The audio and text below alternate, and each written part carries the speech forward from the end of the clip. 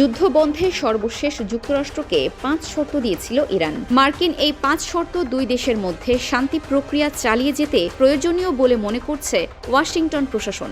সংস্থাটির প্রতিবেদনে বলা হয়, ইরানের ভূখণ্ডে বোমা হামলায় সৃষ্ট ক্ষয়ক্ষতির জন্য কোনো ধরনের ক্ষতিপূরণ দিতে রাজি নয় যুক্তরাষ্ট্র। এছাড়া ওয়াশিংটনের দাবি 400 কেজি সমৃদ্ধ ইউরেনিয়াম ইরান থেকে যুক্তরাষ্ট্রে সরিয়ে নিতে হবে এবং ইসলামী প্রজাতন্ত্র মাত্র একটি কার্যকর পারমাণবিক স্থাপনা রাখতে পারবে। প্রতিবেদনে আরও বলা হয়, ইরানের জব্দ করা সম্পদের 25% বেশি মুক্ত করতে চায় না যুক্তরাষ্ট্র।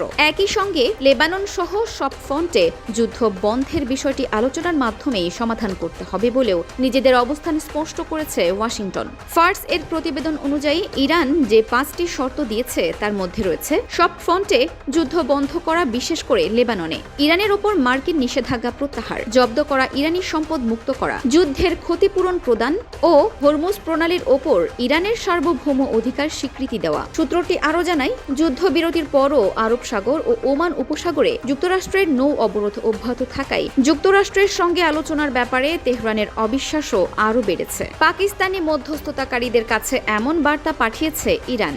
উল্লেখ্য, জেনেভা শহরে আলোচনা চলা অবস্থায় গত 28 ফেব্রুয়ারি ইরানে হামলা চালায় মার্কিন ইসরায়েলি যৌথ বাহিনী। এতে আয়াতুল্লাহ আলী খামেনি সহ বেশ কয়েকজন শীর্ষ কর্মকর্তা নিহত হন।